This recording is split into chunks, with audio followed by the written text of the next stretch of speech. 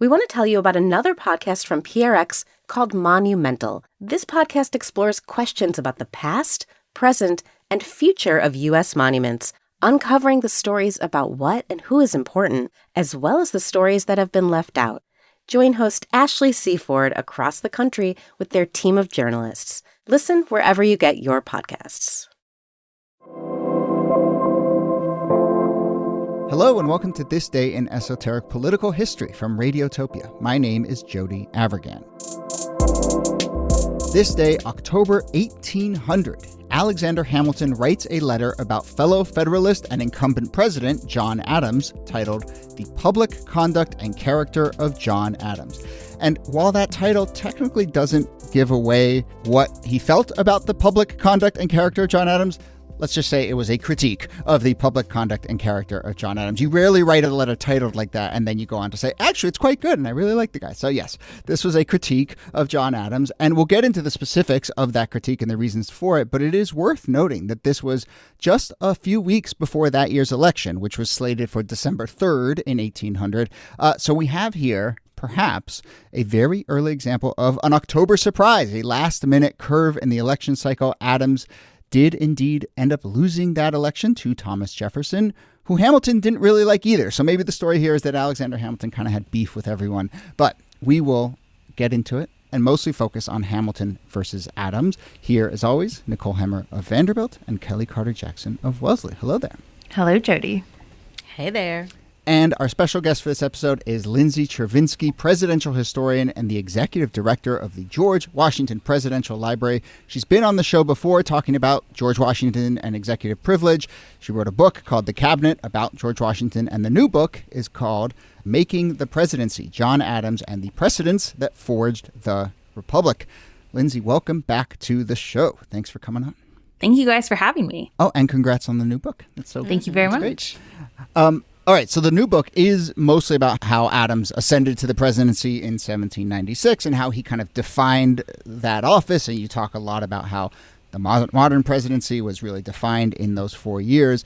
So actually, do you want to start there before we get to this letter 4 years later? Like, what kind of president was Adams, and maybe does that have something to do with Hamilton's complaints in this letter 4 years later? An excellent place to start. So I think the main thing to know about John Adams' presidency is that the most pressing question was whether anyone else could be president other than George Washington, because this was a new institution that had been crafted from scratch. And if you look at Article 2, it's really quite short and leaves most things for Washington to figure out, or at least establish a first precedent. So when Washington declared that he was retiring, there were real concerns that whether or not the powers could be trusted to other people, how the other branches of government would interact with a different person, whether the foreign nations that the United States interacted with would try and trample over this new president. And that was not an unrealistic concern, given that this was the age of the French Revolution, in which whenever they had a transition, they usually threw out the Constitution and started again. And so that was sort of the defining question of Adams' presidency from the very beginning, and much of the battles that he faced, at least domestically, were whether or not he was going to have a presidency that had the same character as Washington's, or whether he was going to be operating under more of like a cabinet like the British cabinet, which is really a shared executive committee style arrangement. And spoiler alert, Alexander Hamilton and some of the other cabinet secretaries, Hamilton was outside the cabinet, really wanted a more executive committee style, because they didn't really like Adams' decisions all the time, and they thought they often knew best. And so that really set the stage for most of Adams' political engagements. What I love about this is that it reminds us how just tenuous and ad hoc everything was. I mean, we'll get to this when we talk about the election of 1800, but it was just, people are kind of making it up as they went along. As listeners know, like, the Constitution doesn't say anything about parties, and you instantly get parties, and then you get parties, and they're not only fighting with one another, but now they're fighting within the party. And it is all of this turmoil that is being worked out in this very fragile system where basically you got to fake it till you make it, which is what the U.S. does for the next 30 or 40 years. Maybe more than that. I don't think people realize just how fragile like nation making is. Like, it's not, people assume this foregone conclusion of like, yeah, don't you know, everybody knows. No, like there was no, I mean, like everything George Washington did, people thought that he would be president like until he died, you know, like there was not this idea of like I don't know, secession in the way that we think of it now. I think that's such a great point, and it is so important because we, you know, read history backwards, so we know that it survived, but they really didn't know. And we benefit from the fact that our institutions have been around for over 200 years, which gives them some sort of foundation and gravitas. And even though they're much more fragile than I think we anticipated, they are still like that history does have weight, and they didn't have any of that. And so in 1797, when Adams came into office and that first transition happened, people wrote about it as though it was the most sublime thing in the history of humankind, which we might consider to be a little bit of an exaggeration, but they saw it as this revolutionary thing because they didn't know what was going to come next. So to that point, how much is Hamilton and others in this moment kind of aware that when they lodge a critique like this, it is setting a precedent that might last for a long time, or are they just kind of fighting the political battle in front of them? If anything, they were too concerned with the precedent they were setting. They thought that every single decision was potentially world-ending and carried so much weight. They were really quite dramatic sometimes. And Well, that's, once we start reading the letter, you'll see. Yeah.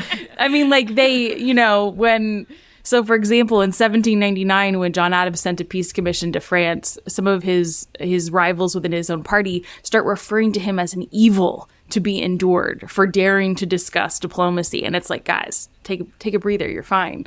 So I think if anything, they were so fearful that any one wrong decision would lead to the collapse of the nation. And so they were intensely aware that they could be establishing precedent. So when Hamilton writes this letter, The Public Conduct and Character of John Adams, what are the things that he is mostly upset about? Well, mostly he's mad that Adams won't listen to him. So this is... See that? Wait, Lindsay, that's where I don't see him being concerned with the 50-year, 100-year legacy. He's just like, Washington, listen to me. This guy doesn't. I'm upset. Yeah. So watching the trajectory of Hamilton over the 4 years of Adams' presidency is kind of hilarious because he actually started off quite measured and reasonable and encouraged the cabinet secretaries to try and get along with the president. And he was very much in line with a lot of Adams' vision, even though he didn't trust him because he was, quote, too independent. So he was not enough of a party person, which you know, we tend to think that that's a really good characteristic in a president. But he didn't feel that he could control Adams, and so he didn't trust him. But as the presidency continued and as Adams asserted his own independence and asserted his own power to declare foreign policy separate from what Hamilton wanted, and at times outwardly ignored Hamilton, Hamilton lost his mind. He becomes increasingly more erratic and insane. And there are, I think, two really important things to know about what provoked this letter in October of 1800. One, Washington had died. And Hamilton understood that his star was intrinsically linked to Washington's. And so he felt adrift, and he didn't feel that he had that person who was going to, you know, lead him to greatness. The second big thing was there had been this major split in the Federalist Party over diplomacy and war with France. And Adams started referring to the existence of a quote-unquote British faction within the Federalist Party. And that was, of course, an allusion to the Revolutionary War, but an allusion to this extreme faction who wanted to be too cozy to Great Britain. And Hamilton wrote him a series of letters asking him to basically explain himself, which is usually how Hamilton started his discussions leading into a duel. And Adams ignored him. Adams did not write back. Hamilton could not handle being ignored, but he also couldn't challenge the president to a duel. So this pamphlet is basically his response to not being able to pull out a pair of dueling pistols. That's incredible. That is. I think there is a way to sort of bring together both the personal pettiness and this world historic consequences of it, because Hamilton believed to his core that he had the answers, that if people would just listen to him, you could you could set the future of the United States on the right track and the country would be saved. And the more and more he's not being listened to, he's like, but I know the answers. Well, somebody needs to listen to me. And then you get, because it's Hamilton, we're just writing. You get 50 pages. 54 folio pages. This is what annoys me. And font was pretty small back then, right? And the margins were big. Yeah, it's just over 14,000 words. Jeez. What? That's insane. Which you're not even allowed to do. You're not even allowed to do that in most journal articles these days. But you do 14,000 characters. No, but I do think you're right. I mean, and what's interesting about Hamilton's vision is that he really wanted this strong army to kind of lead to world domination, to empire building, and he had these ideas about using the army to march south to crush his domestic opponents, which obviously not such a great concept for the First Amendment, but then to go and seize the Floridas and New Orleans and maybe help with some South American revolutionaries. And what's interesting is like those ideas actually were pursued by future generations, but his contemporaries really thought he was nuts because they were way too extreme for the tiny baby United States.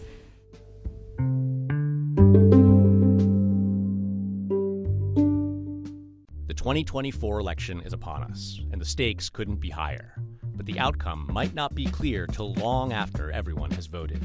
If the race ends up being as close as it looks right now, we could be in for a repeat, or worse, of the year 2000, when the presidency came down to a recount in Florida that ended at the Supreme Court. To hear the whole story, check out Fiasco, Bush v. Gore, a podcast from the co-creators of Slow Burn. Listen on the iHeartRadio app, Apple Podcasts, or wherever you listen to podcasts. Is it wild, though, to go from like, hey, I have a bone to pick with you, to I want to have a duel? Do you know what I mean? I mean, the duels were to the death, were they not? I mean, it wasn't like you could sort of take back what you said when you, I mean, again, these are different times, but I just can't imagine like someone not listening to you and then, and you really having an intention of wanting to murder them. As a result of that, that's just crazy. Well, I think there are a couple of factors that go in. One is that most duels were not actually fatal. Most were, what they call affairs of honor, where you actually shot. You often didn't aim at the person you were firing at. It was more to demonstrate your bravery. And of course, Joanne Freeman has written about this, and her sort of code of dueling was turned into the 10 dueling commandments in the Hamilton musical. But I think the second piece for Hamilton is he had such insecurity about his birth, his low birth, and his childhood and where he came from. And so he was extra finicky about honor and extra finicky about reputation. And Adams was known to call him a bastard, and he meant it. So there was some personal antagonism there. But I think it had also, prior to the previous fall, they had a real clash over foreign policy. And Hamilton had deigned to lecture Adams about why he was getting everything wrong. And Adams thought this was rich, given that Hamilton had never been in a diplomatic position. And other than his birth, had never been out of the United States. And Adams had been in all the major capitals, basically. And so they had this huge clash. And so there was such history of personal animosity that I think it wasn't just the one being ignored, it was the combination of all the things. And I mean, he lodges this pretty intense or sort of like personal critique. A lot of this letter seems to be also about how Adams behaves, and that he has a bad temper, and that he has poor judgment, and that he surrounds himself with, which, to be fair, like I think a lot of what we should look for in leaders is kind of how do they conduct themselves behind closed doors. How much of that is a legit critique as you see it, and how much of it is just continued this personal animosity? Well, I think it can be both. I mean, I do think that there is a grain of truth in these allegations, that Adams did have a bit of a hot head and he knew it. So when he was able to, he preferred to respond in writing, because then he could write several drafts of the letter, and he would put the first couple aside and say, do not send, because he knew that he could be a little impetuous with his rhetoric. And so when Hamilton, exactly, you got to sleep on the email. And so, when Hamilton caught him in person, he was not able to censor himself in that particular way. But I also think that Hamilton, like if we look at political rhetoric today, when we're looking at campaign rhetoric, we have to acknowledge that there is a motivation and there's bias. So who is the audience for this letter? I guess this is the moment where we should point out that there are kind of factions within the Federalists, right? And it seems like Hamilton is writing this letter for basically not the opposition party, but for the sort of splinter group within the Federalists. And I guess what's the goal? That is a very good question. And his contemporaries asked as much because what you doing? Because he was writing for fellow Federalists, but that at the end he said, but we still have to vote for John Adams. And so they said, what are you doing? Why are you doing this? And I think that there are a couple of potential different motivations. One was really to try and push Charles Cotesworth Pinckney, who was the other Federalist candidate past Adams in the Electoral College.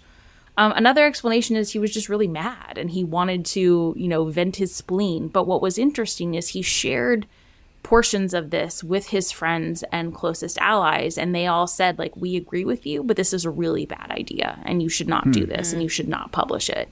And he didn't listen. And once he published it, they said, we agree with you, but this was a really bad idea. And it's making you look like you are the vain one. You are the one that cannot be controlled. So he was pretty... a little blowback, huh? Yeah. He was immediately criticized by his contemporaries. Do you think it played a role in Adams losing the election? I don't think it contributed to Adams' defeat. I think he would have lost either way. And the main reason he lost was the 3/5 clause. I always just have to start with that. Yeah. But I think that the main impact it had was when the Electoral College, the last state to cast its votes, was South Carolina. And South Carolina was actually a fairly independent state and really wanted to have a split ticket of Jefferson and Charles Cotesworth Pinckney. And they went to Pinckney and he said no, because he also considered himself to be a man of honor. And after this pamphlet, he could not accept votes if they were not also attached to John Adams, because they were the Federalist sort of ticket. And so when he said no, then the electors voted unanimously for Jefferson and Burr. So if anything, I think it kept Pinckney out of the executive branch, but not Adams. I don't think Adams saw it that way. He seemed to think this cost him the election, and he didn't seem to ever really get over it, right? No, he definitely didn't get over it. And he wrote his own, I think he wrote like 70 pages in reply, although he did not publish it right away. He sat on it for a while. I think that he thought a number of things contributed, and I think he would have been right. But then, of course, even if this pamphlet didn't cost him the election, it certainly led to what we might call an enthusiasm problem among Federalist voters. And he definitely knew that. Man, there's so many resonances. I feel like with this, like we did a whole thing on October surprises, and so just thinking about like someone's email or someone's memo or someone's letter, like sabotaging an entire election or election outcome, and you're like, well, maybe or maybe not, but maybe it was already headed in that direction. But it doesn't help. You know what I mean? It certainly doesn't help. No, it doesn't help. The resonance is actually between, I think, the late 1790s in general, but especially 1800 and today are just mind-boggling in terms of their parallels. Of course, the partisan divide, especially within a party, the really intense animosity, concerns about xenophobia and citizenship and First Amendment rights and foreign interference in elections and contested elections and political violence. I mean, it just goes on and on and on and on. Well, contested in a different way, because, of course, this is still the ad hoc phase of the Constitution where the electors were casting 2 ballots apiece. They weren't distinguishing between president and vice president. So because all of the Democratic Republicans vote for Jefferson and Burr, they tie. And Hamilton has a role to play in that as well, because Hamilton will never be president, but he will spoil a lot of presidential ambitions. It's so funny, Lindsay. I mean, I feel like it's a big dynamic on the show that I never saw that play or the movie. I never saw Hamilton. So like every time we talk about Hamilton, how is that possible? How is that possible? Slip through the cracks. But every time we talk about Hamilton, I feel like I find myself kind of having insight to him where people are like, yeah, there was a whole freaking play about that. But it does really seem to me like this guy just like line him up, beef with this person, line him up, next person, next person, next person. I mean, it just feels like the real story of this guy. It's true. So I do think actually, I love the musical. It's phenomenal art, and it has brought so many people to be interested in this period of history, for which I have just immense gratitude. But I do think it overstates his role a little bit in the resolution of the election because of the blowback after he had published this pamphlet. He had appeared to be a little bit crazy and a little bit unreliable. And so while his words still carried weight, so for example, he wrote to John Marshall and he said, Burr cannot be president. And John Marshall said, okay, well, I cannot campaign for Thomas Jefferson, who was his cousin, who he hated. Talk about, personal animosities. But I won't do anything for Burr. That's fine. I will stay out of it. So he did have impact. But I think by the time the election got to the House of Representatives, which occurred on February 11th, by that point, he had made himself known. He had made it clear what he thought. And then it was still deadlocked for 36 ballots. And it took a lot of internal wrangling to actually resolve in the end. Yeah. Big irony here is he was right about Burr. Burr was actually crazier than Hamilton. So true. So true. I mean, he wasn't, there were times he was really quite smart, and that was one of them. Yeah. Gosh. Well, look, the new book, and this is a total aside, but it makes me think that we're slightly outside of that Hamilton the musical, sort of phase right now. But I wonder if you'd written this book 4 years ago, would they have forced you to put Hamilton's name in the title? Maybe. But the new book,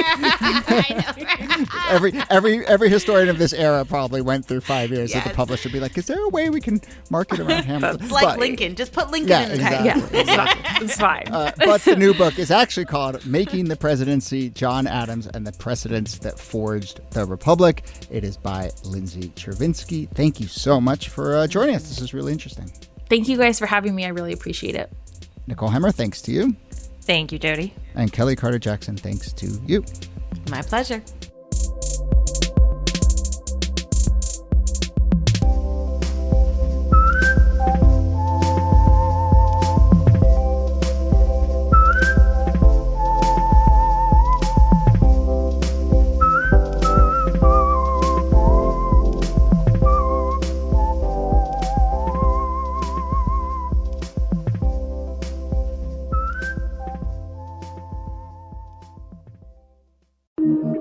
Radiotopia.